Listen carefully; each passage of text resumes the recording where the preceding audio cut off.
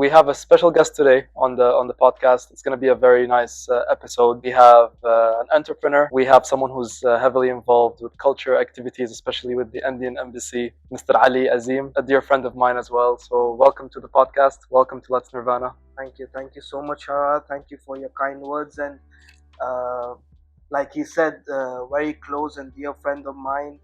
I know him from the time of my university, and thank you, man. Thank you so much Thank you for so much, having man. me. We hope we can have a good talk, man. Absolutely, about your journey. I am looking forward for it. So let's start off, by who is Ali, because a lot of people don't know you. A lot of people, especially in the work space, they know you as Mr. Ali, and you're associated by that. But when you go home and you turn off all the computer, all your phones, and you're just alone, or with your family, actually, how would you describe yourself? See, I'm the most fun person, at least at home. At least at home. When it's professionally, it obviously has to be very professional.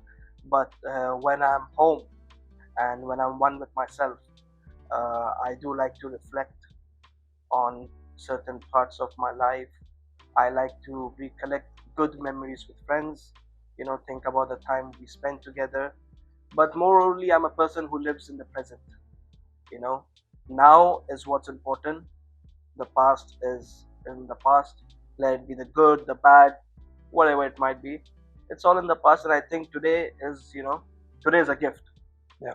Right. 100%. And I feel that it's important that one person should always enjoy the moments he has today, because we all don't know what tomorrow holds for us. So it's most important that you enjoy your time right now at that given moment, like we are right now.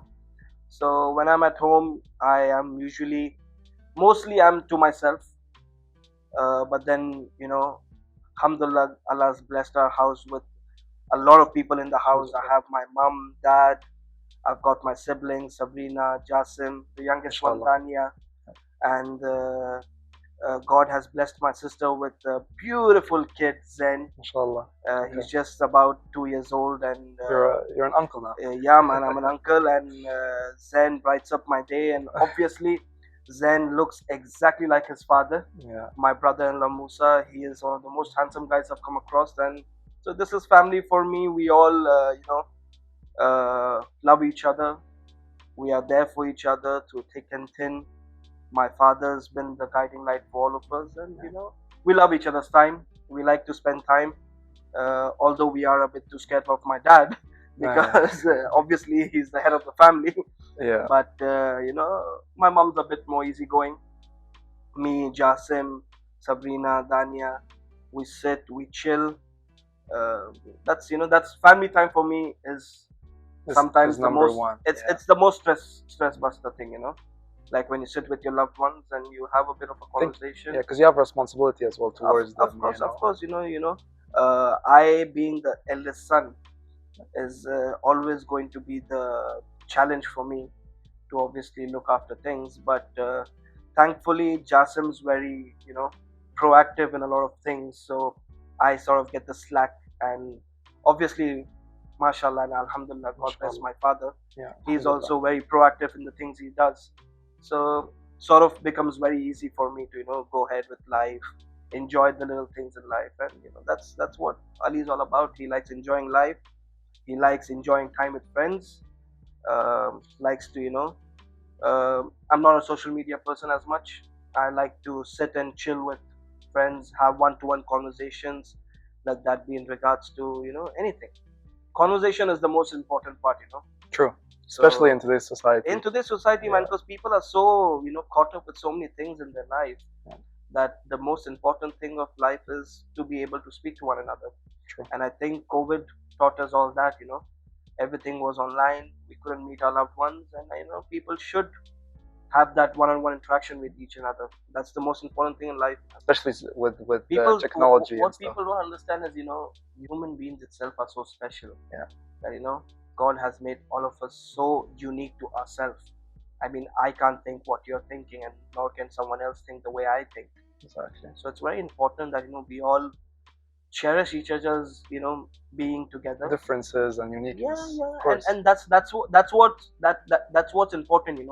Like, I feel people who come from different walks of life have so much to say about themselves. 100%. 100%. And that's what is life. You enjoy it, you take it one day at a time, enjoy it, and that's what's important. That's about it. That's Ali for you. With that being said, though, how would you describe yourself in 3 words? If you can summarize all that beautiful stories and family and who you are, just give me 3 words that actually define Ali. Fun, loving, entertaining. Wow. So these actually are very important things in my life. To be able to be fun with whoever it might be, to be able to love everyone around me, and to be able to entertain. I mean, there's no harm in a bit of entertainment, Exactly. I suppose. Exactly. But we want to roll back the years a bit to your childhood. I want to know, how was your childhood like growing up? Me, including all my siblings, are born in Doha. Mashallah, my father completed 42 years in Doha this year. So, he came back, time was too different in Doha. My dad was too busy, becoming who he is today. And me and Sabrina, had a very fruitful childhood, man. We had all the fun in the world. Up until grade 5, because I was a very notorious kid. Okay. I was, I don't know, many people don't know this, I was sent to boarding school, man. No way. Yeah, Okay. at the age of like maybe 12, 13, I was Right. sent to boarding school back in India in like grade 7, which till date I am thankful to my parents, because that basically sort of put in some core values in me. When you're away from family, you realize the importance of family. But yet again, at the growing stage of life, like when you're in grade 4, 5, 6, 7, the people you meet are the most important people who become like school friends are the ones. I mean, we all have university friends, but school friends are always the near dear to the heart. Yeah. Like grade 7, 8, 9, 10, 11, 12, I was back in India.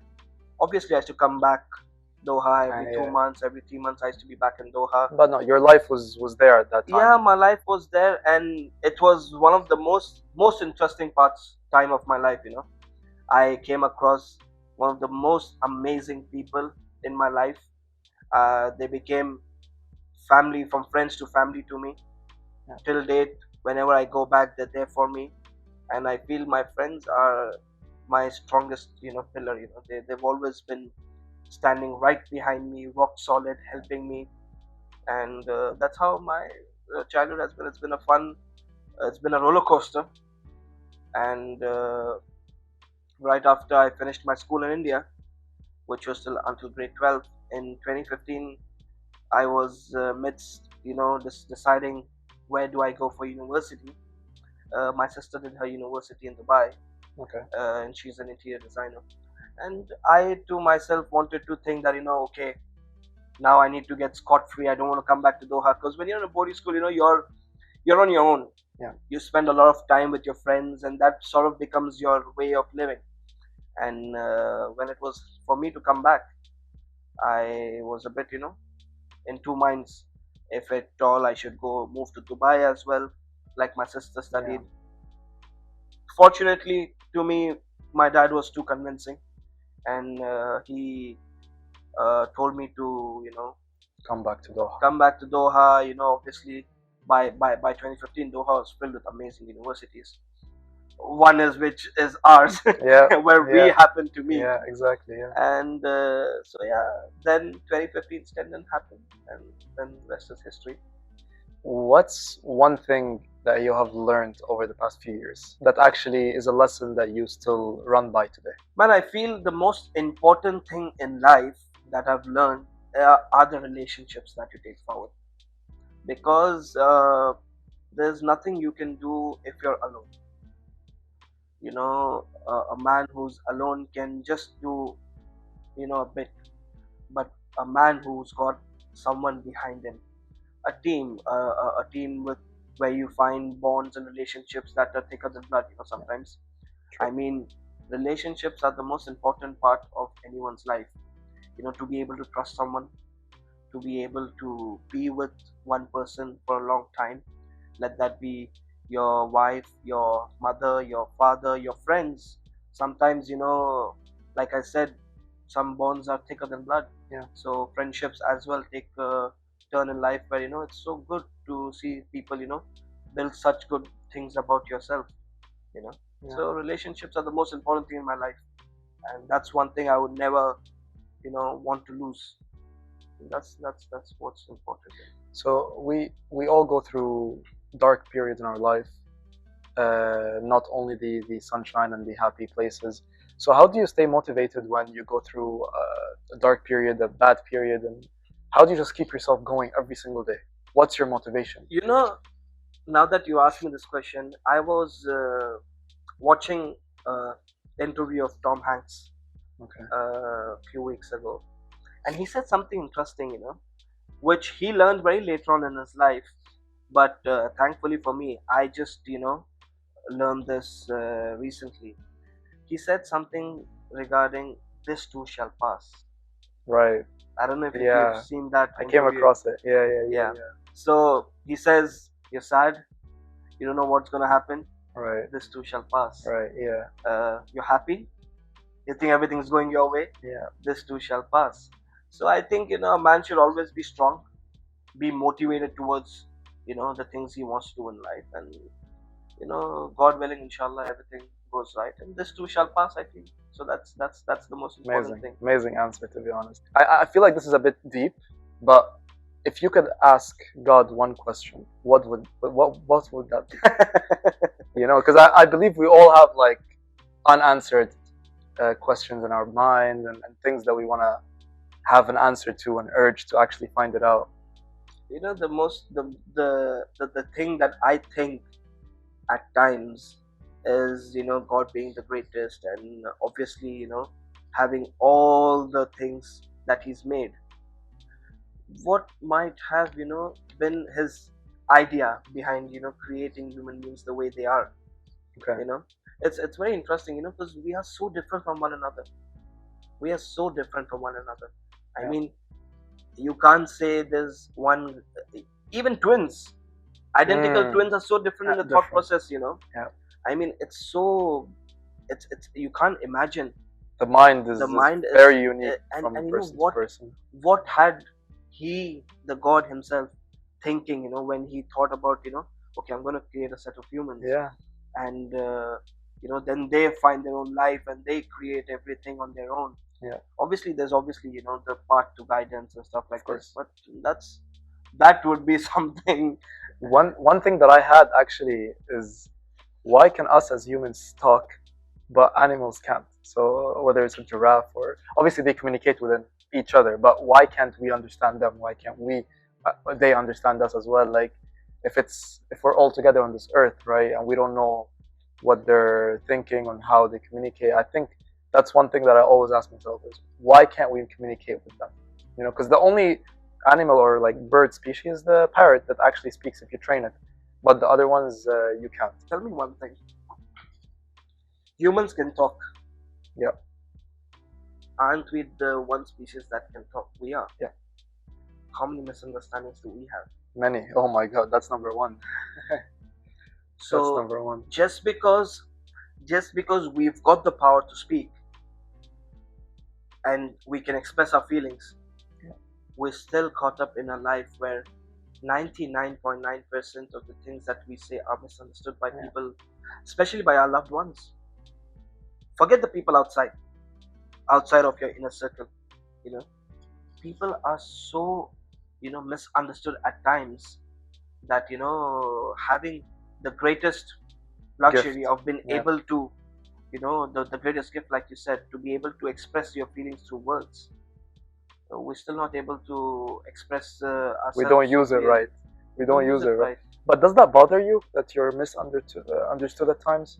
For me, it used to bother me a lot early on in my life.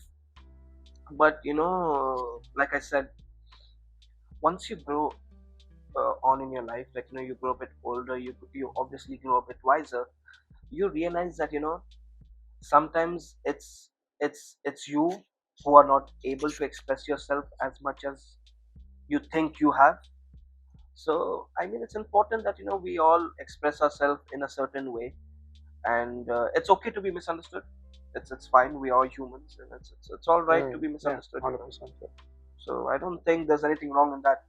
I mean, there's no right or wrong in that, right? True. It's good to be misunderstood. It's fine. Yeah. At least you feel that you've put your point forward, and it's fine. And then you take it from there. As long as you are able to communicate what your thoughts and feelings are. I mean, there's always going to be misunderstandings and stuff like that. But yet again, you need to be able to tell your thoughts and your feelings, how you feel about a certain situation. If you're not able to do that, then there's no point in it, right? How would you like to be remembered in 100 years? So how do you want people to remember Ali? This is one question that people always tell that there's a legacy that someone has to take forward. Let that be somewhere in terms of anything in life. But I think if not 100 years, see, we all at the end of the day keep forgetting the people who've left us and gone to the other side of the other phase of their lives. We very soon, like it's when someone passes by, we very soon we forget them, unless and until there's someone who's given us the tube light or something that we obviously end up remembering them. But it's the values and the person. If tomorrow I'm not here and people talk good about me in any way possible, oh, Ali was helpful, or Ali was kind, or Ali was able to do something that touched my heart. Well, if that goes on for 100 years, well enough. If not even for 1 year, then I feel that I've accomplished my life. Yeah. And these are all thoughts that these are all thoughts and values that my father has. That be helpful, be kind. The strongest power a person has is to be able to help anyone in 100% in any given 100%. Circumstances. Imagine today you're in a situation where you have a beautiful podcast. You call one of the most amazing people in your podcast. They share the family values. Someone right now might be hearing this and might be feeling better just because of this conversation. True. So that's what's important. You can help anyone in any bit of way. And I think that we don't know what these people are going through. Like, they might be mentally tired and going through a bad period of your life. So I think, like you mentioned, we need to always just share a smile, even if it's something very small, like by smiling. We don't have to help by something big. It can be something small. For them, it will be something really big. Because I believe I was sitting last week in a cafe in Sherib, and I was having dinner with my friends. And the waiter was coming with the food and everything, and he sounded tired. And I looked at him. I'm like, "Hey, is everything all right?" And he's like, "Yeah, sir, I'm just really tired, work and stuff." And I told him, "Hey, man, just hang in there and just try to smile. Life is short. Don't be heavy on yourself." And he automatically smiled and he went in and stuff. And then later on, when we were leaving, he told me thank you and stuff like that. So it's just these small things that actually help the people. One of the most important things I feel is in today's day and time, although this was there way before, but today it's highlighted a lot, is mental health. Yeah. No matter what the situation is, because see, at the end of the day, I feel we're humans. We do get angry. We do have emotions. That those emotions have anger, happiness, sadness. Even emotions that we're not able to express. That we ourselves don't know what we're feeling at the current moment. Yeah, exactly. Something like that is so important because being able to just talk to someone and maybe give them some sort of encouragement is so important because sometimes we don't appreciate a lot of things. That's so that's so unsaid of, but we don't appreciate the things that people do for us in their own little ways. Like that might be the guy who serves you coffee at a cafe.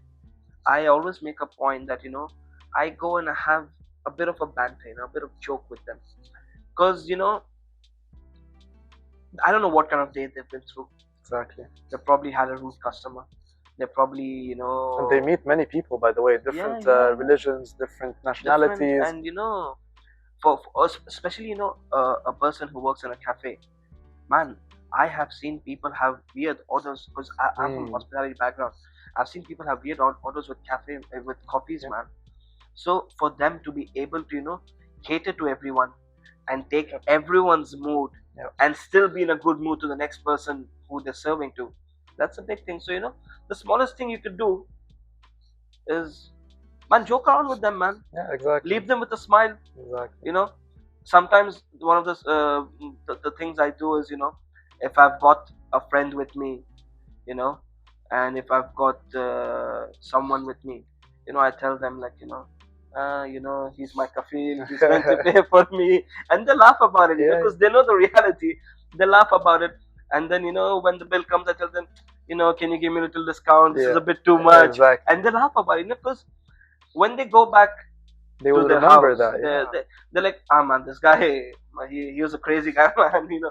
And then they share about this to their, you know, because a lot of them probably don't have families here. And, you know, when they go back home, they give their families a call, they give them a video call.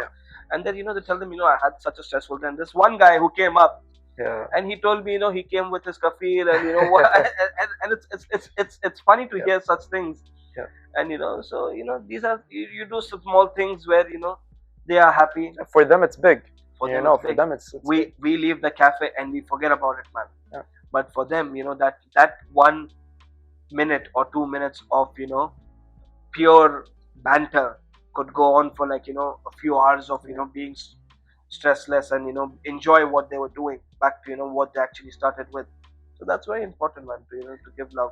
You mentioned happiness a while back, and I want to know, how did your ideology of being happy changed over the years? Because obviously when we're kids, you know, being happy is like candy, and I don't know why. And growing up, it might be different for us.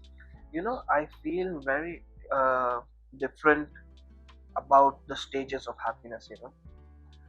Humans are so evolving with time that, like you said, when we are younger, happiness might be just a candy, or when you go a bit just before teenage, happiness would be going out for a movie to city center, right?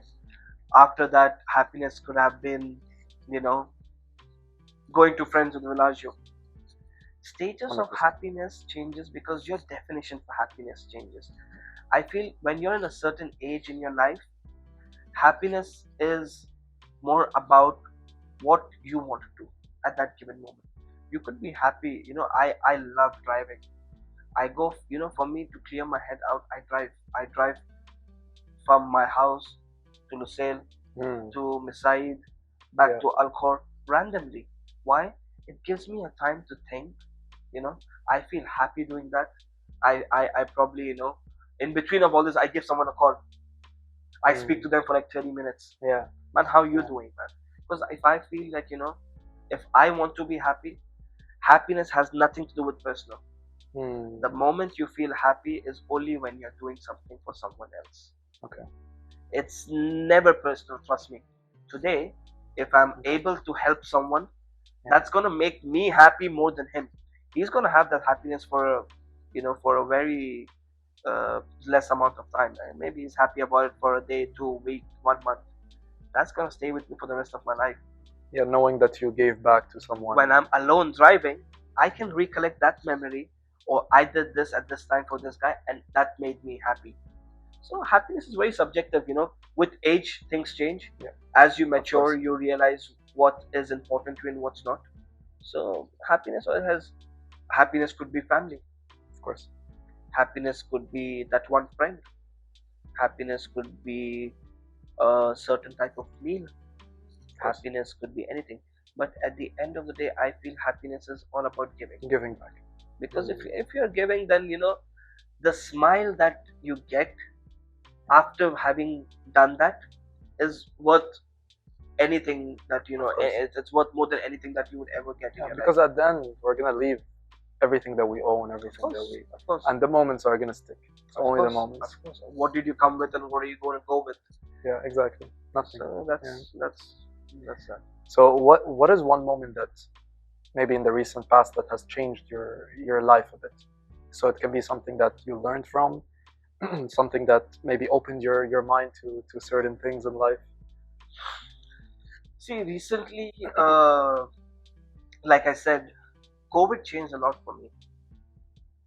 COVID actually made me realize a lot of things. COVID gave us a lot of time with family because everyone was indoors. We all stuck around to be inside the house. Yeah. So that was like a very unplanned family time, Yeah, like exactly. we none of us ever thought that. It just came all of a sudden. Yeah. But I think, let's just say that was somewhere down the line God's plan. Did it change it? Did it change your life to the good? Or Oh yes. Prior to COVID, I felt very disconnected with a lot of things in my life. Let that be family, let that be anything. Because like I said, I studied in boarding school, so I was way away from family for a very long time. Yeah. For like 7-8 years of my growing life, when a person usually has a lot of things in his head, I was too far away from family. And when I came back, those 3-4 years prior to COVID, I was still very disconnected with a lot of them. COVID sort of got me a bit closer to my parents, to my siblings. So that's sort of where the ground started hitting, and then from the it's a process. Yeah, it builds on. It's a process. It takes time. Nothing happens overnight. Relationships also doesn't. Yeah, it builds time. Yeah, it takes time, for them to feel some sort of, they feel a bit okay with me. I start feeling a bit okay with them. So it takes a lot of time to build, that trust and sort of this thing. But COVID was the most. It was a game changer, man. At least for me, because my relationship with my friends changed a lot. My relationship with my parents changed a lot. I started valuing relationship for what we take things for granted sometimes. We take things for granted, and we think that, oh, okay, fine, we'll do this tomorrow. This will eventually happen. Where is he gonna go? Where's she gonna go? It's okay. We'll do this. We'll do that. But it's more about doing it now than waiting for things to happen. So that's what's changed my thought process in the past 3-4 years, I would say. So I think us as humans, we don't like change. I think maybe change is a bit scary, and 2020, especially when COVID hit, that was a big change, right? So what are you scared of? Like what is something in your life that maybe you're scared to lose, or something that just kind of not terrifies you, but it's just you have this feeling that you know what I mean? Like you have that fear of something. For me, there's nothing in general. See, because if it's something to do with the materialistic things, right, you can obviously get them back. We are so knowledgeable, and the human brains are so vast that it's the easiest thing to get back are your materialistic things. But one thing that again is ever lost or goes away is family. There is nothing in your life that is going to replace that. 100%. So obviously in the back of your head, you have this thing where you always are, you're praying for them. You always want their well-being, for my parents, for my siblings, for my grandparents, my uncles, my aunt. It's just not to your, just not to your close, like, your blood relationships. Also, your non-blood relationships. There are some relationships you forge which are greater than blood. Like, I have friends who are like siblings to me. You meet them kind of, I think, more than even your and your family. And they know so much more about you. And they understand. So, like you said earlier about being misunderstood, you can also be understood given you said the right thing in the right place. Get my point? Not everyone thinks the way you do. 100%. So for you to sit on the same wavelength, you also have to be talking the same things to the right people. Yep. I can't express a certain thing that I would want to the way I can to my mother than to my father. Of course. Yeah, so everything sits very different with a different kind of people. I might be able to share something in regards to, let's just say, a car to my father, but that doesn't work with your mom. Mhm. You want to share about your life or your relationship with your mom, Exactly. because that sort of It that's a relates very to her as it well. relates to her. That's a Yeah. very, because mothers are usually the most nurturing people, right? Obviously, they take care of kids, they take care of the household, they take care of their husbands, they take care of everything. So mothers are such integral parts in the household that such things are very easily discussed, Mhm. right? If you're discussing about what the new technology is, I know I'm going to discuss this with Jason. Yeah. He's a younger brother, he understands stuff like this. If I want to discuss about relationships, in terms of if I have a girlfriend, if I have something, then I talk to my sister, right? Because she is in that age, where she knows. If I want to talk about religious matters, if I want to talk about things that I would like to know, I talk to my brother-in-law, because I feel he knows so much. He knows so much. Yeah. So everyone has a different, you know, understanding of things, and you should know who you need to speak to about what. Then you get the right answers. So do you believe that this is our purpose? Like everyone has a different purpose in life, whether it's delivering a message, whether it's learning something from a person, or do you think that all of us on this earth have one purpose to fulfill? I believe that everyone makes their own destiny. Okay, you might come from any walk of life, but when you are certain of what you want to do in life, I'm very lost. I would say I'm still not sure about what I want to do in my life. I think me too. Yeah. I mean, and that's the beauty of it, I suppose. I mean, being able to accept that you're lost and you don't know what your purpose is. Who says there needs to be a purpose, man? I mean, it's such an added stress in someone's life. I mean, why do you have to have a purpose? You live a life, okay? Someone might be doing nothing in his life, but he's happy. He's happy. Yeah. Why do you want to do something in your life and not be happy about it? 100%. I understand you've got to earn for a living, you've got to do something, but I think with time, people eventually end up, finding their way. It's the same concept with someone who has $1 million, let's say, in his bank account, but someone has only $20,000 in his bank account. That person who only has 20 is kind of more happier than the person who has millions, right? So it's the same concept. I think certain people are driven by money, certain people are driven by relationships, but they neglect the main thing in life, which is being happy, taking care of your health, taking care of your family, and this is like the essence of the tree, right? And other things are just the additional fruit or the additional things on decorations on the tree, I would say. If you could relive one day in your past, what would it be? See, this is something that I would want to do it again and again. Is the day when my younger sister was born. Oh, okay. Because when she was born, I was still very young. Danya's 10 years old, so I was like 17.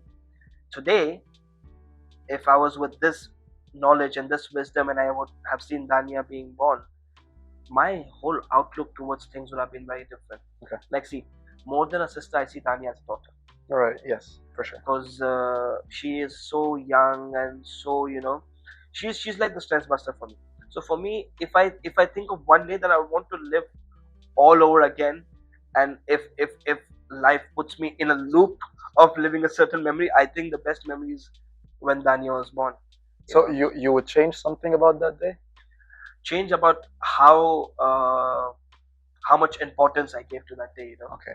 Because you matured. Yeah. You're mature, right? You with over 10 years of difference of of course.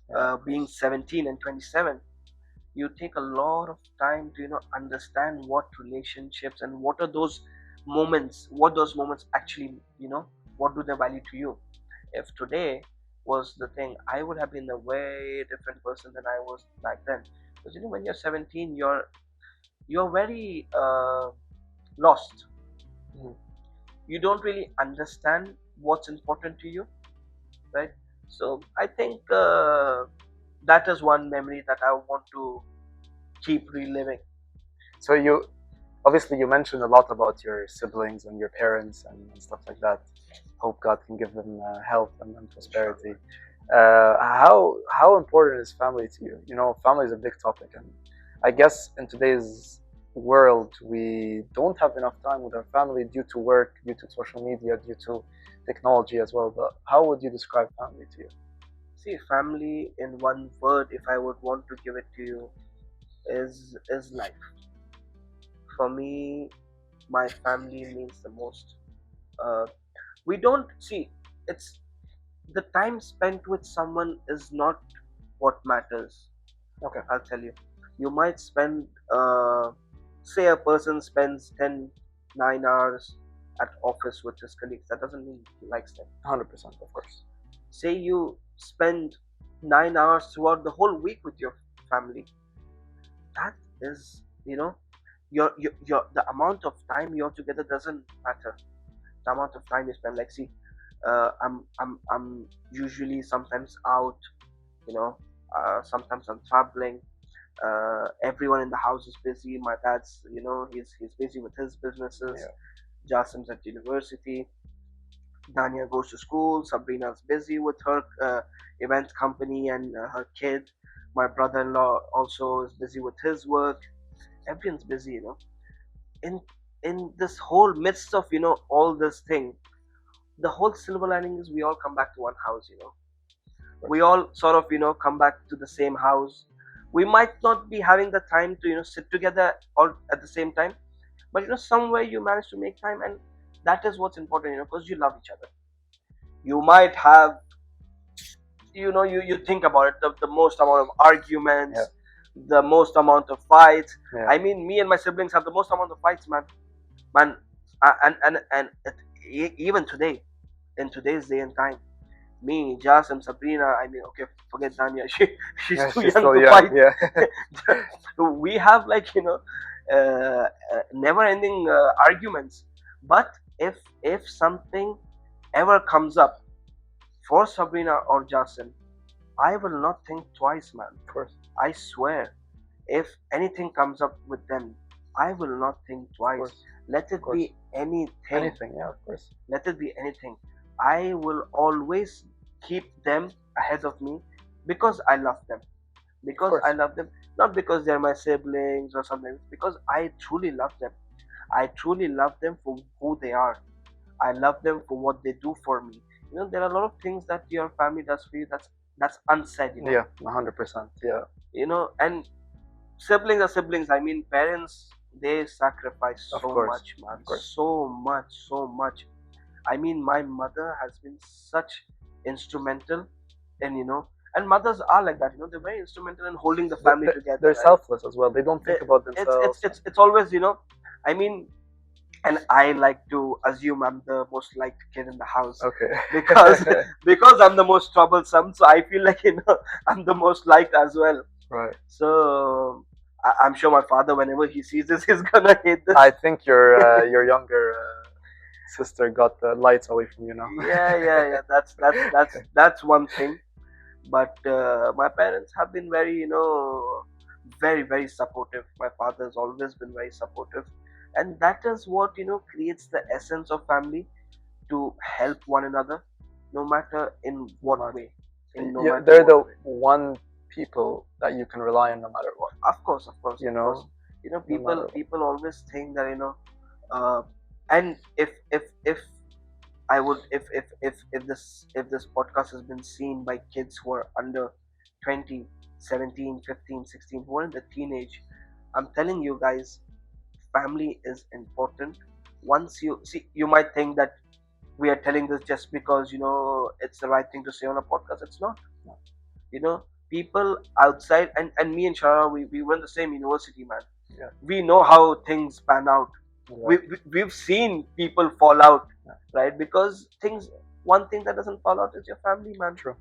No matter what mistake you do, they're gonna forgive it. Yeah. No matter how big of an issue you create, they're gonna forgive and forget. I remember back in school. This is a funny story, actually. I don't think you know it about me. So it was a group of me and 3 other of my friends, right? Actually, 2 of them are still in contact with me until today, and we went in the compound, and we were playing outside, and we had this stupid idea to break into a house. So it was an empty house, right? There was no one living inside. So we broke the door. We went inside. We broke some stuff, and we peed everywhere. You know, we were kids, man. We were like 11 or something. But I think that story taught me a lot because I remember we had police investigations because the compound management, they were like, you know, we can get fingerprints, right? So tell us if it was you or not. And obviously, we're kids. We're really scared. We didn't want to say anything. And I remember the only people that were there for me were my parents, you know?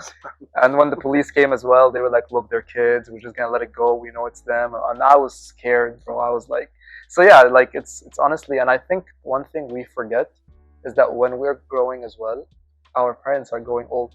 Yeah, Do you think about that? man, this thing has hit me in the past 2-3 years. Yeah, exactly. I Like learned just that just in the past 2-3 years, because man, time flies, man. for sure. You don't realize. I was just speaking to someone Thursday morning at around 9 o'clock. I was out, and about 8:45, I'd called someone, because I was heading towards to meet someone, and I called this person, and I'm like, he's actually a good friend of mine, and I called him and I told him like, what's up, man? How are you? We're meeting in the evening.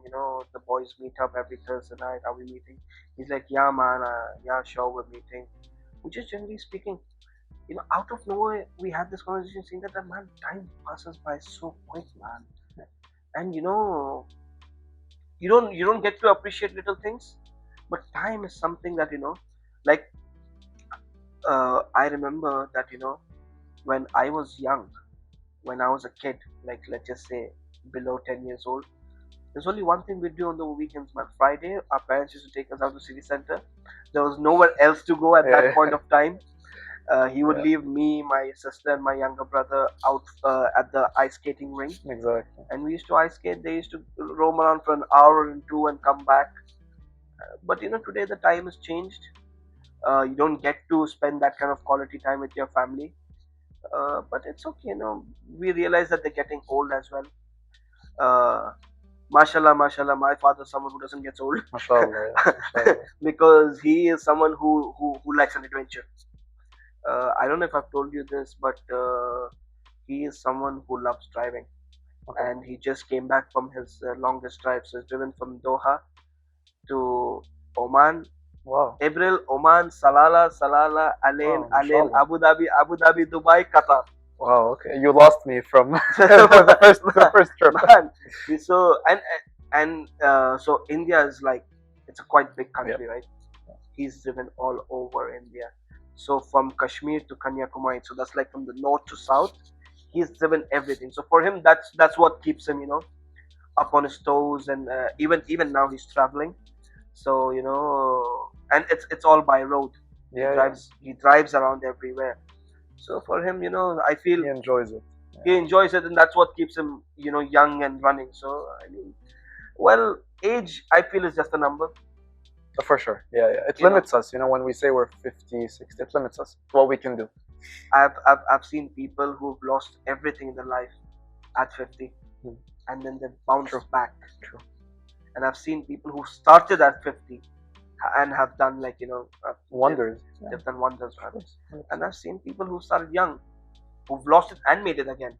So It's about fine. your mentality. Honestly, Man, it's about if- how you think, because the brain is big. Like you can do a lot of things with your brain. I feel the most important part that I don't have per se is discipline, man. Discipline, I feel, once you get into the whole thing where, oh, I need to do this or I should do this. Once you get into the discipline of doing it, then things become way easier. Is it man. discipline or is it consistency? Discipline leads on to consistency. Okay. Because if you're disciplined about, this is what I want to do, this is how I have to do, then you put yourself into a certain regime where you're consistent about things. Okay. If you feel that I need to, be able to lead my life in a certain way, that's discipline. When you want to do that, that's a mindset. Yes. Being disciplined is a mindset. Yeah. Then the consistency comes in. Mhm. Once you start, see, if someone who does a 9 to 5 job wakes up at 8 in the morning just so that he can reach work by 9, that's not discipline. That's just okay. It's a routine. It's a routine. The same guy who does a 9 to 5 job wakes up at 5 because he has to go to the gym before he goes to work. Exactly. That's discipline. Yeah. That's discipline. And discipline, once you're disciplined, then consistency comes in. Okay, no, I need to keep doing this. I need to keep doing this. Not because you have to. It's because you want to. It's because you want to. Yeah. That sort of gives you some sort of, at the end of the tunnel, you need to see the light. Mm-hmm. You have to see the light at the end of the tunnel. So if you're walking towards the tunnel is dark. Of course. No matter how long the tunnel is, you have to keep walking, right? If you don't walk and you give up, you might be just a few meters away from the end of it. But it's like when you're standing in a sea and you want to fish, right? Yeah. It takes time. You're not gonna just go there. Like I said earlier, nothing happens overnight, man. It's a long process, man. And life is beautiful, man. Of course. There's so many things, man. I feel the most important thing, one of the most important things one person should do, travel, man. Travel, because you come across so many people, different walks of life, different language. And I love traveling in India. Man, India is so diversified, man.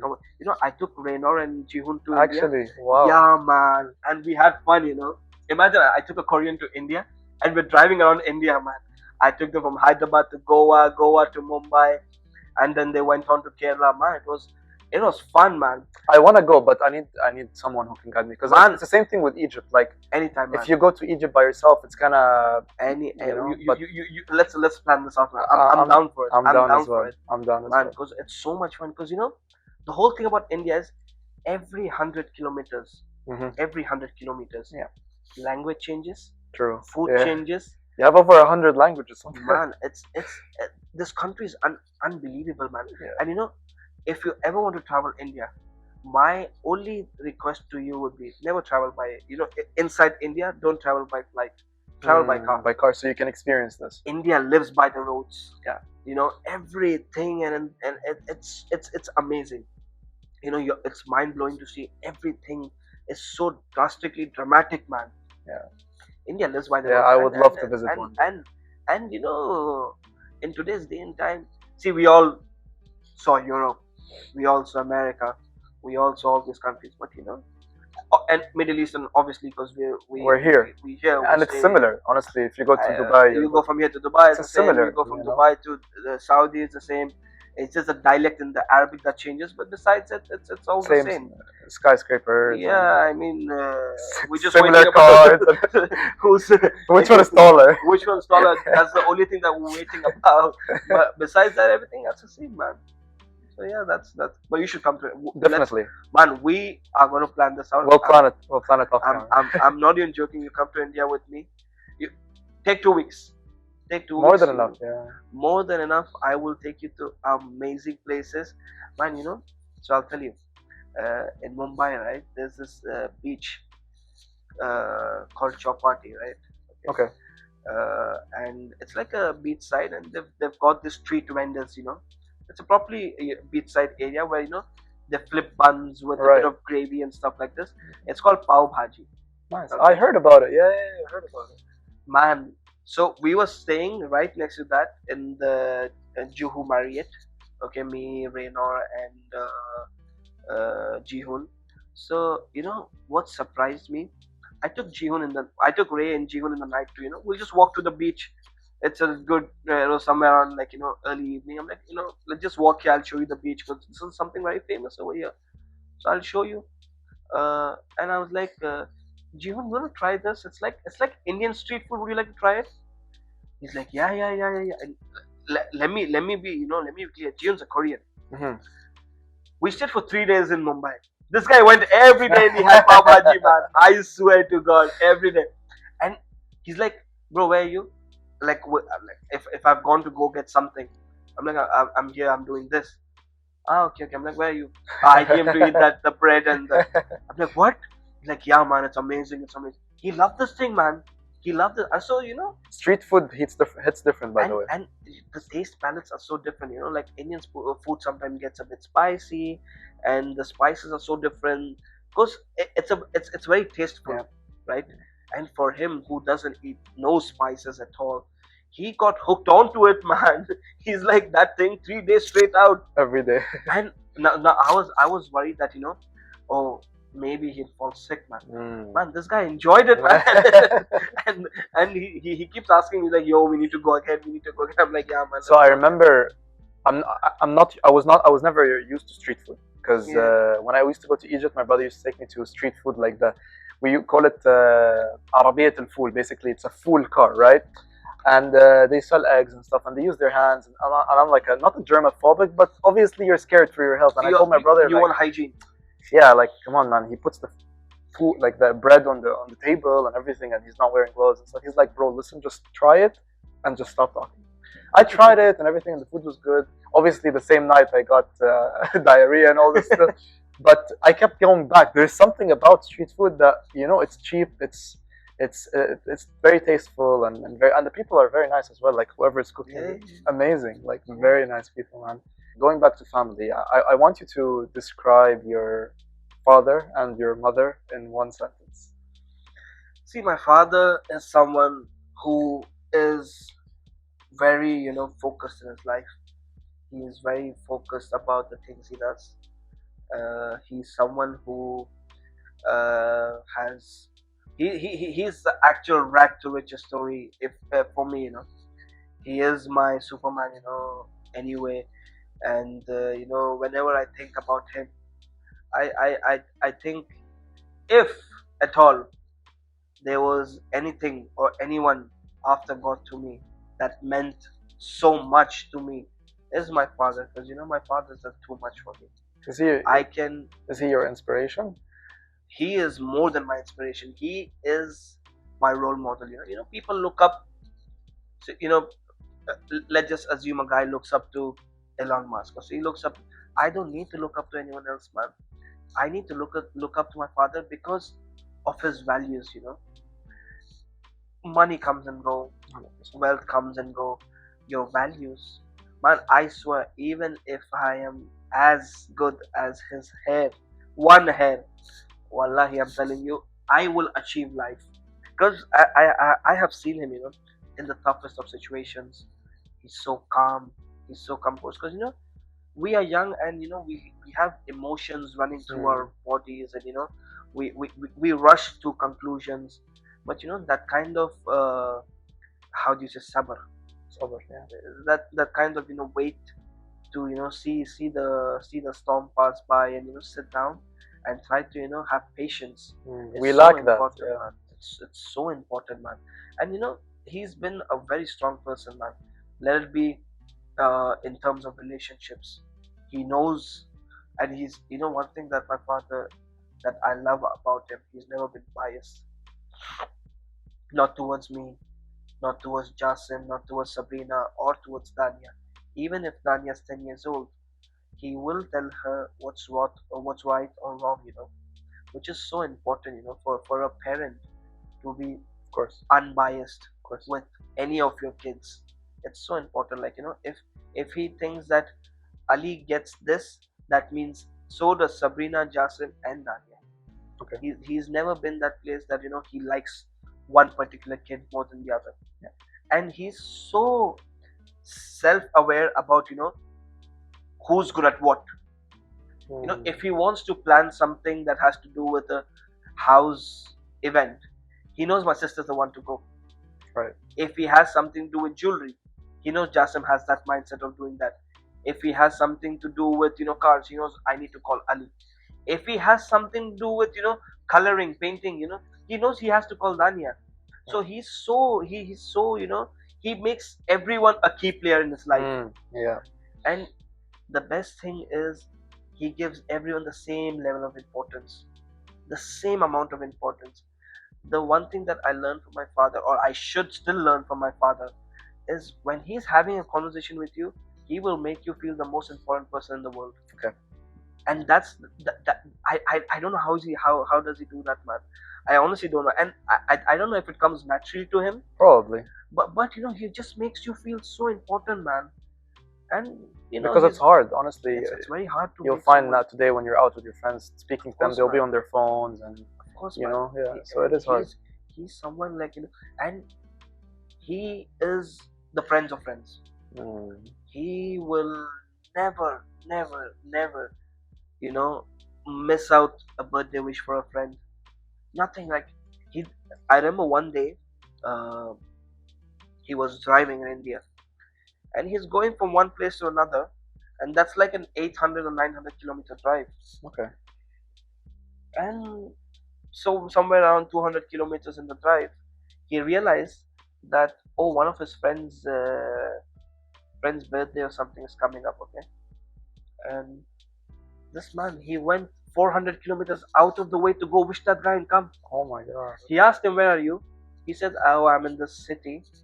And so he's going from, let's just assume, from one A to B. That's 800 kilometers itself. He took a detour of 500 kilometers. He went, he didn't stay there. He went, he wished him, And he then cut he his went. birthday cake, and then he came back. Wow. So this is where you learn, like, relationships are so important, man. Yeah.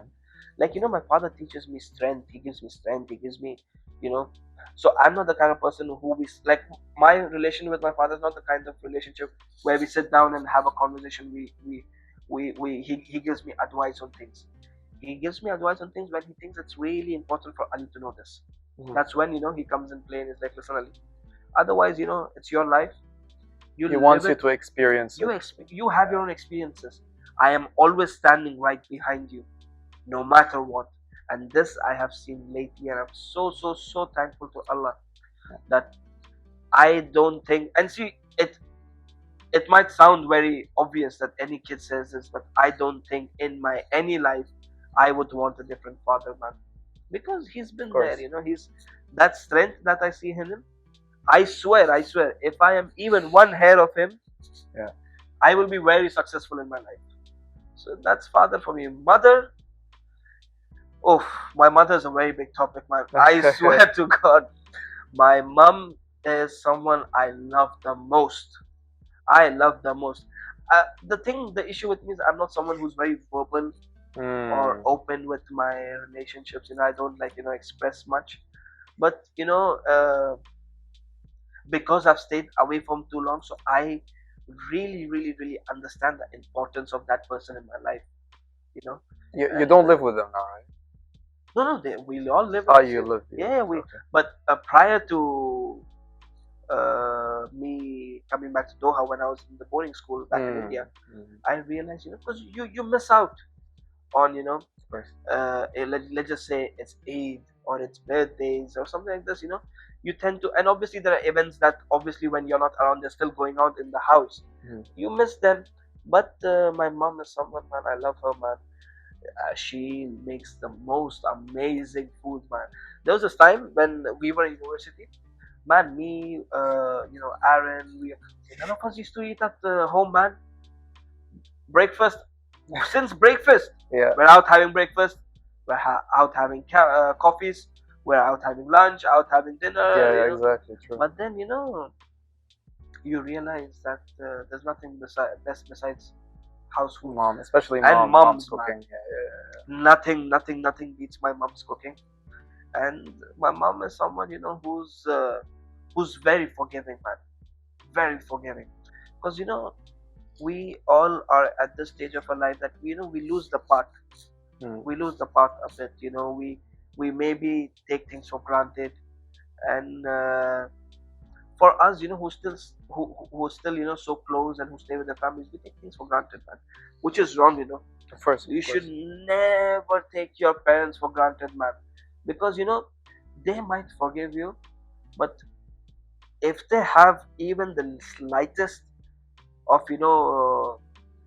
a bad thing in their heart of whatever you said or you did, I swear to God, the God's not going to forgive you, man.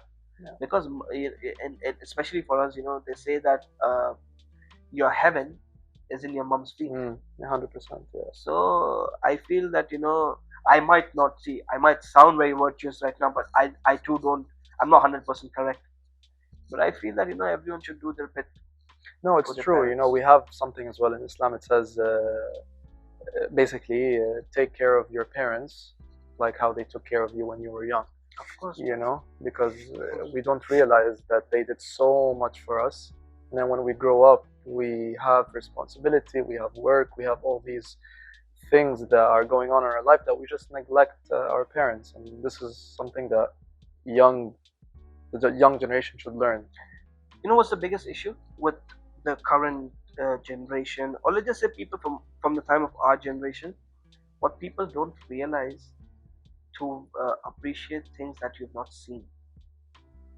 See, prior to being like before, from the time you're born till the time you're 5 6, we obviously don't remember the things, right? Yeah. Because we don't even realize those things. Yeah. Those times are actually the hardest times we've given to our parents. True. That's true. Man, imagine, because I see my sister now. Man, that kid's a menace, man. Yeah. He is Dennis the Menace.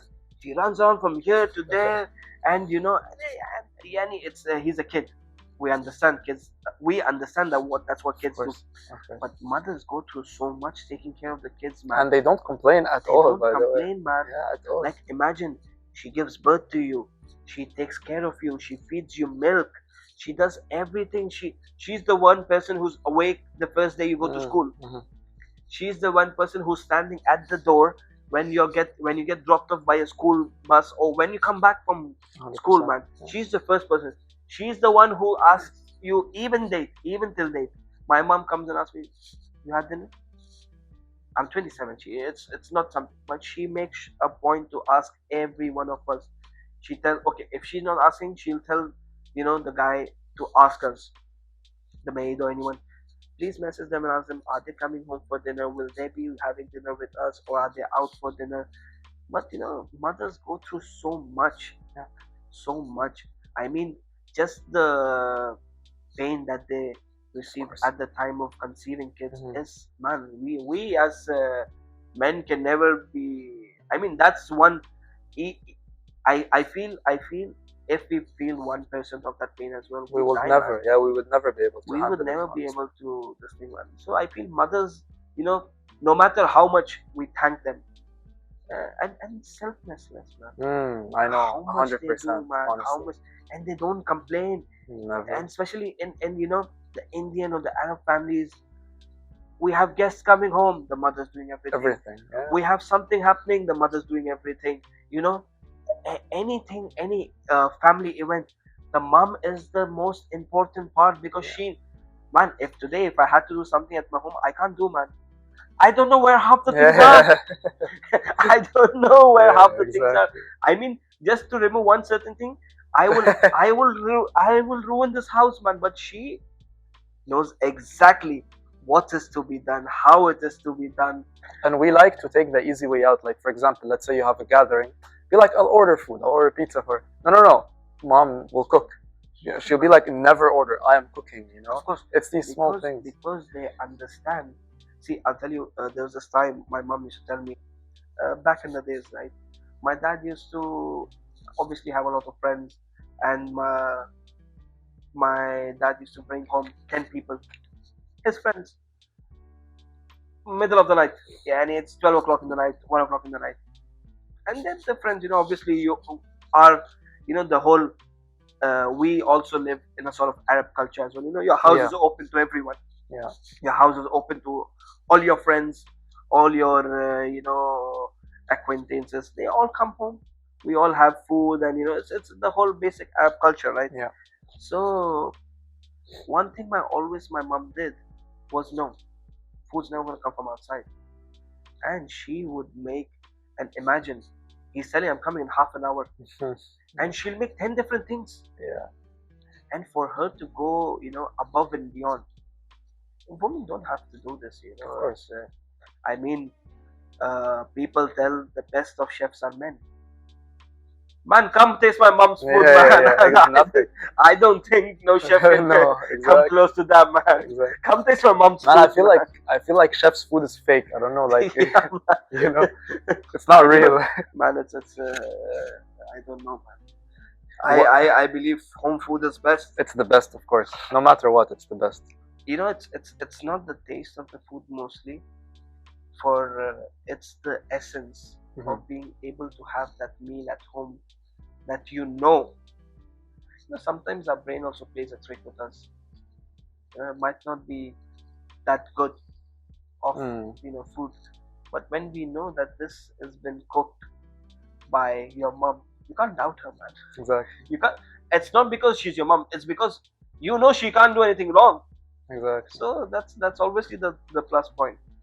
Yeah. So, man, I love my parents, man. The chillest people, man. I swear, man. You know, they're one of the most kindest people. Very God fearing, very God fearing. I mean, my mom, dad, they all pray 5 times a day, MashaAllah, and nice. you know they're very God fearing and also very thankful for. Yeah, because we're all going back at the end, so we Yeah, have man. to Yeah. obviously keep our religion Yeah, tight yeah, as well.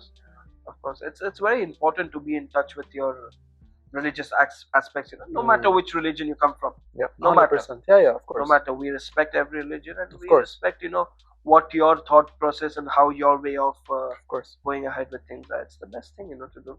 Has your relationship with your parents changed over the years? Oh yes, oh yes, oh yes. Today I feel I'm at the best time of my relationship with my parents because with time you realize what's important and what's not. Yeah. And it's best it's best to spend or give them more time because you never know what life holds for you and you never know how things are going to work out. But alhamdulillah, so far I think from what it was, see, there was a time when I was very scared to even talk to my dad. That's someone who's who's been very strict in how things are. But today I'm still scared.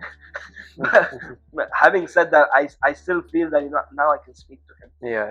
If in case, and I feel I'm very very emotionally connected to my mom from what I was to what I am right now. So and they've been very kind, man. Honestly, So, if they had if they had a kid with like me again, I swear they can't go through it, man. Trust me, I've been a pain, man. I think that the one thing that I always have is yes, be a father, be a mom, but have a connection to the kids as well, where you're not necessarily a best friend, but someone that they can, because I believe, me and my father, for example, because of the age difference, right? I never had that connection where I can speak to him freely. If he sees me with a cigarette, for example, or even if I want to speak to him, hey, I'm gonna go out with girls, or they're my friends, right? He'd be like, what do you mean? That's not allowed, So I can't have that. Whereas, for example, my bigger brother, I can sit with him, I can speak about alcohol, speak about girls, speak about cigs, whatever it is. I can speak about literally anything. So it's about that, having that bond. And speaking about that, what values did you learn from your parents that you wanna carry on to have with your own family?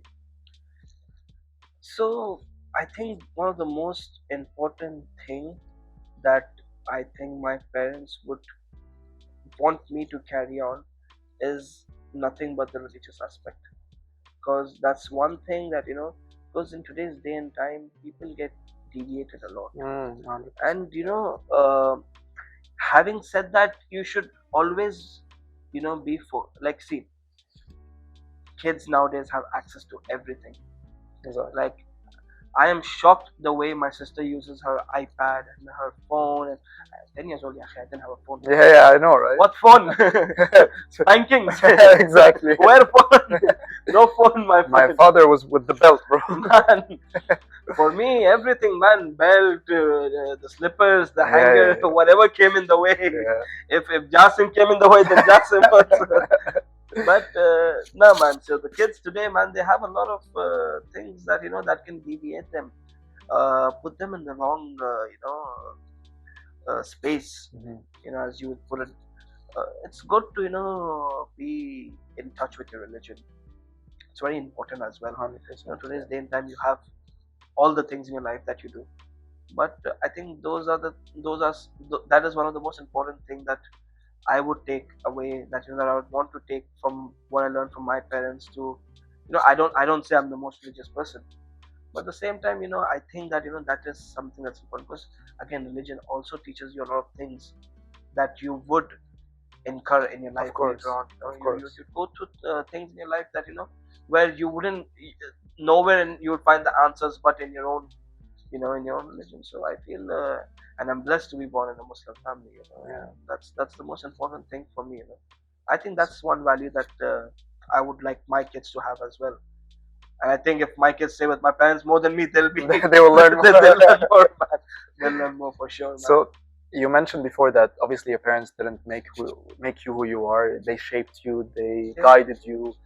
Uh, how did they guide you? How did they shape you to become who you are right now? See, my parents are someone who don't force you into anything. You find your path, you live your life the way you see it right. We are here to, we're not going to hold your hand to do things, We're going to show you if you do what you want to. You come back to us and tell us, and we'll be guiding you in the way that, we'll tell you, Ali, if you're doing this, this is right or this is wrong.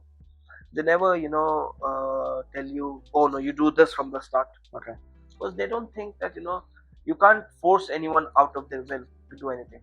It's best to let them do the way they want to do things, and then, in the way correct them, on the path of doing the things, guide them a bit, and, and I feel life is what happens, it just happens. You can't, if you think that you're going to plan today or tomorrow, I'm going to go here. Exactly. I do not plan things at all. I think let things happen. I mean, on the contrary, my father's opposite. Like, he likes to plan things. ABCs. And, and I feel that generation is like that. They think that it's best to think about things prior. Yeah. Although they know that there's no certainty of what's going to happen tomorrow, they are very well aware of this. And every generation in this world that ever came knew this, that we don't know what tomorrow holds. Yeah. But our parents' generation is someone who still feels that okay, fine, you don't know what's going to happen tomorrow, still plan for it. I think they're more detailed oriented than us. Yep. But I feel like our generation is the kind of people, we just want to go with the flow, man. What's the worst that can happen? Enjoy life, basically. Enjoy life, man. Don't stress about it. What's the point of stressing about it? What advice would you give your younger self? So Ali, that's 15 years old or 10 years old. What advice would you give him right now? Be patient. The things are coming. Be patient. But because at a certain when you're in your teenage, you're very quick to conclusions. You don't think that oh, this is how things should be, or this is how things would happen. You need to be patient. Once you're patient, things eventually work out in the right way, and everything takes time, man. Of course, everything takes time. Nothing happens overnight. You have to be patient with what has to be done, and so patience. You didn't have that patience growing up? I still don't have patience, man. What patience? What patience? I still don't have patience. But it's always good to. I mean, not from let's just say 10 years back to now. Obviously, it's a different story. But you're still in the hurry of doing things. No, I need to get this thing. I need to get that thing done. I need to let that be in any way of life. But you always try to do things quicker. But patience is something that obviously helps a lot in the long run. What are you most proud of? What am I most proud of? I don't think I'm still yet there. But I think I'm still young to be proud of myself about anything. You came a long way, no? So I mean, see, the whole point of like I'm sure like when I'm proud of being. I'm proud of the one thing that I'm proud of is my self growth. Your mindset changes a lot with time. There was and you remember this very well, the time when we were in university. There's a big group of people. There's a big group of people. Your mindset changes a lot. It changes with time. You need a smaller circle. And that circle is, your loved ones. Could be friends, could be cousins. I mean, there's like for example, like I said, I had on Thursday nights, right? So they're all like we're friends, but we're like co-related cousins as well. Very far away, we somehow get related and stuff like this because we all are from the same city. And so what I feel proud about is self-development. How I have evolved as a human being. Am I more forgiving? Am I more at peace with myself? when you're younger, you're not at peace with yourself. You just run behind things that you think are good for you. And at that age and that point of time, you don't know what's best Yeah, for yourself. of course. But self development is something that you should be proud about. What has pain taught you that joy couldn't? Pain has actually, see, pain is very subjective to how things pan out right after that. Okay, but pain has taught me something that a lot of times in life we take things for granted, Mm, and when you have to let go of those things, mm, or let that be a person, or let that be anything in general that causes us pain, you do overcome it. Okay, but pain is something that you remember for the rest of your life.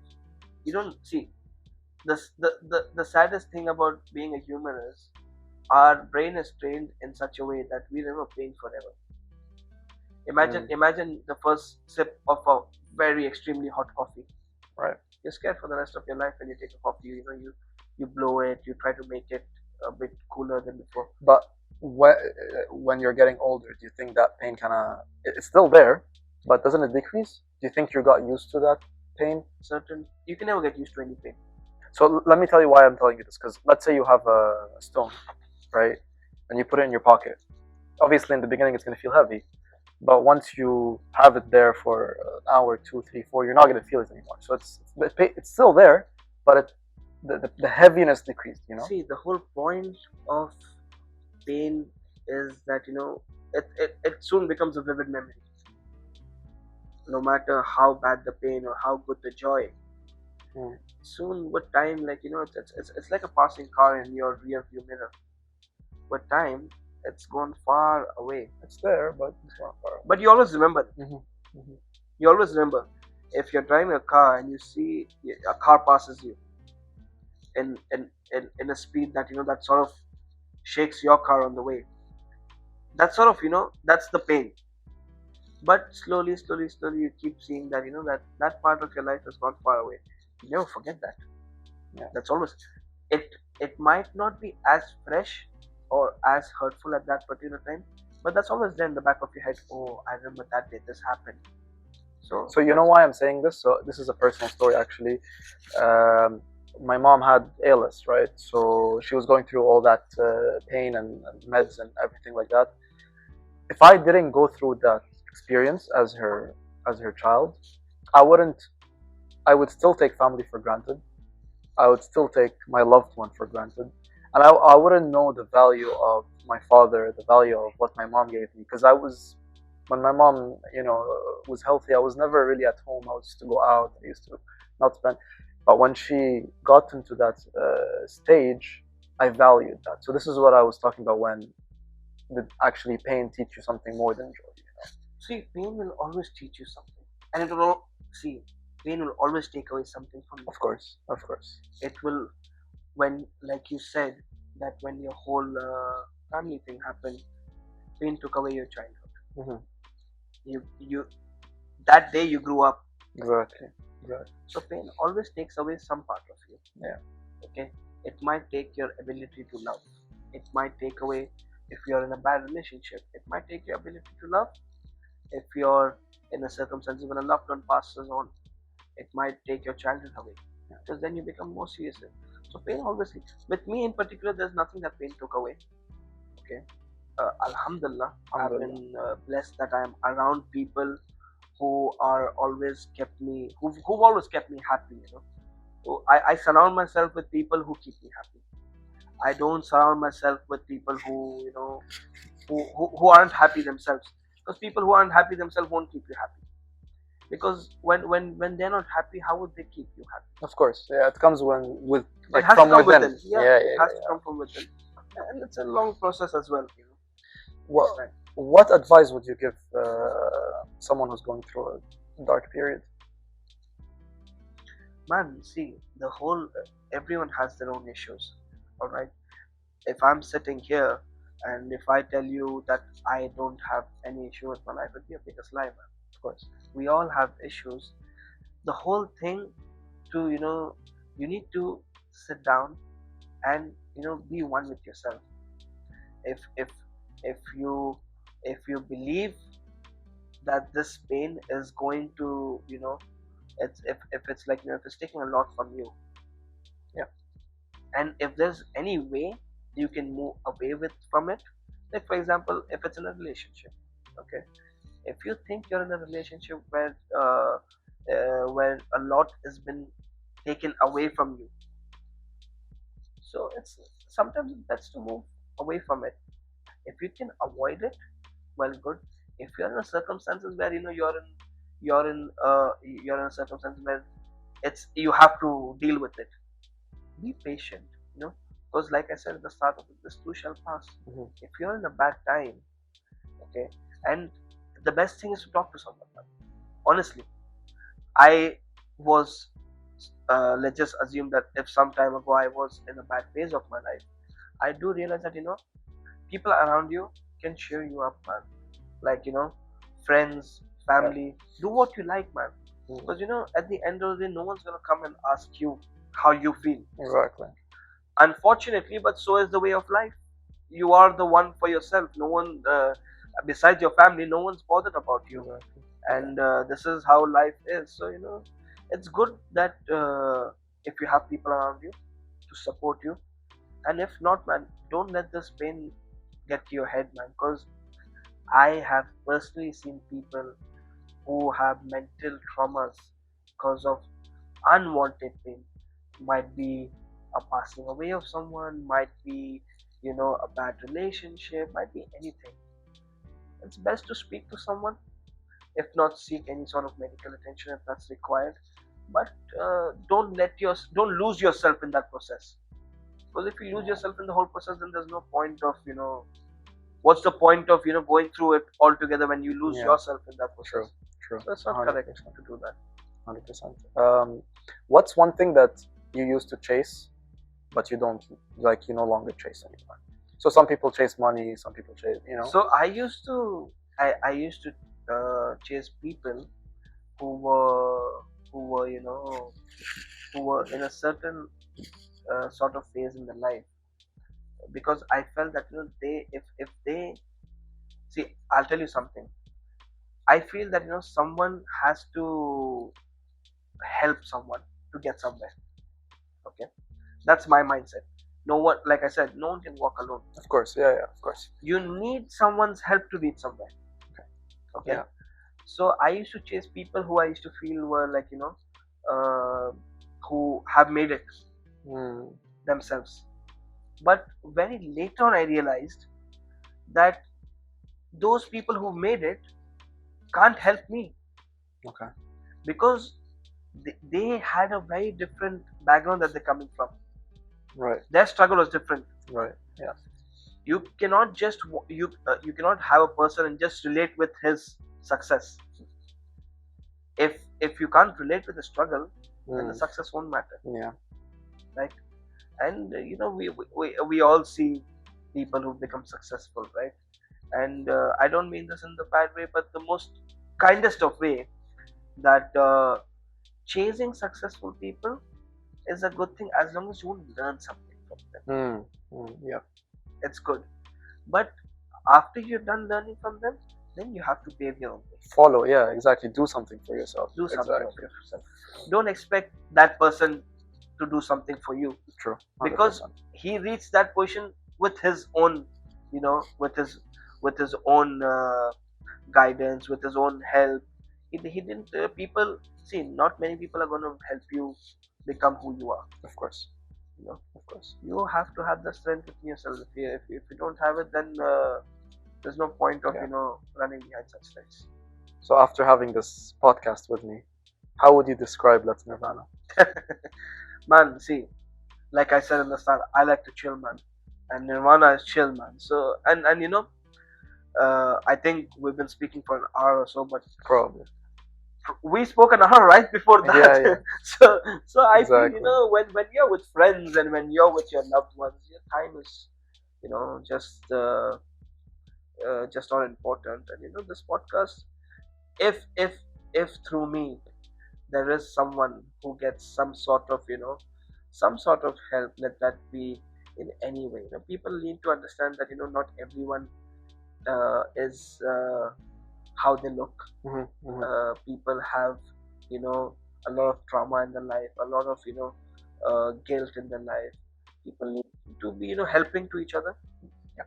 And that's how, life should be. Give, and give as much as you can back to your community, back to your friends. It's never, the more you give, still the less. Yeah, true. Yeah. So it's a never ending process, man. So I hope, and especially I love your podcast, man. I saw those earlier videos as well, and inshallah, Allah makes this one of the best podcasts I appreciate you, man. Thank you so much, man. And that's about it, man. Nirvana is something I really enjoy watching. So that's why, we spoke for more than an hour. Honestly, it felt like 5 minutes. Really? Like, from really? from how like nice it was. I felt like there's no cameras. I just felt like we were having a normal conversation. I swear, man. See, that's what happens when you're talking something that's truthful to yourself, right? And at the same time, when you're talking things that are important, okay, someone might listen this and someone might realize that, because see, I emphasize a lot on family. So I feel like someone today might go back home and feel that, okay, no, man, maybe he's saying right. Maybe he's right about the whole fact that I need to give time to my mom. I need to give time to my siblings. I need to give time to my dad. Yep. I need to be a better child, or I need to be a better sibling to them, because not because they deserve it, just because your family, man. Exactly. The whole point of being born in the same house is that you give that love and you share that kind of love with each other. Of course. So that's important, man. I want you to take 10 seconds, 20 seconds, 30 seconds if you would like. Tell the people that are watching something that they can take away from this whole podcast that we just did. See, in today's day and time, I would really want everyone focus on interpersonal relationships, man. Our lives is so consumed by the things of this world, let that be social media, let that be, materialistic things, let that be things that, that are just out there in the world. Be more focused on relationships. I feel the most important thing someone can do is having a bond, just with a bond with anyone, be good to animals for that matter, man. Exactly. And I feel like, sometimes I see people who are so brutal to animals, man. But fine, if you're scared of it, just stay away from it. But that doesn't mean you have to do anything that's bad to it. Be helpful to people, man. There are a lot of people in the world who need a bit of help, man. We all need a bit of helping hand. We all need a bit of kind words. The world is, such a small place, and it'd be stupid to say that we're all a one family, man. Imagine, like I said, we are one species who can speak but are the most misunderstood people. So I think, speak to each other, forge bonds that are thicker than blood. 100%. Man, people love each other's time, so that's important. Just be with your people, man. Go out to meet new people. You have such a good opportunity to meet new people, man. Meet new people, and I feel, that's people will take you places. Things will never take you places. True. People will take you places. Your relationship with people are the things that are going to take you to places that you never thought you would go. So that's something I think everyone should take away, man. Thank you so much, Ali, for your time. Honestly, I really enjoyed it. You have said a lot of insightful information, and I loved your wisdom and everything that you had to share. And I believe also the people at home or wherever they are watching would take away a lot of things and will learn a lot from you. It's been amazing, Thank you. Thank you so much for your hospitality as well. Thank you. For your time, and I really enjoyed having this sit and talk as well. I love it, man. Let's do one last thing. Hashtag to the camera and say hashtag letsnirvana. Thank you so much, man. I appreciate you, bro. Thank you so much, bro.